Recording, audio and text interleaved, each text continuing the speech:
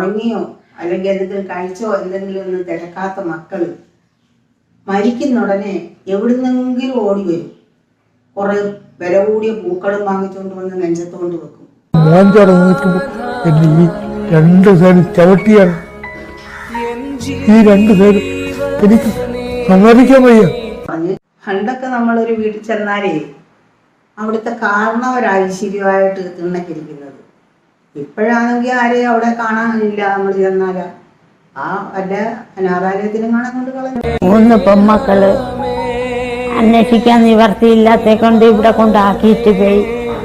ഇന്ന് വരെ തിരിഞ്ഞു നോക്കണില്ല, കാണാൻ കൊതിക്കിന്. മക്കൾക്ക് വേണ്ടിയേ എന്തോട്ടമാ മാതാപിതാക്കൾ ഓടുന്നത്. അതേസമയം മാതാപിതാക്കൾ പ്രായം ആയി വരുമ്പം മാതാപിതാക്കൾക്ക് വേണ്ടി ഓടുമ്പോഴാണ് മത്സരം, മതാമത്സരം. നീ ചെയ്യും, ഞാൻ ചെയ്യും, നീ ചെയ്യും, നീ ചെയ്യുമെന്നും പറഞ്ഞു.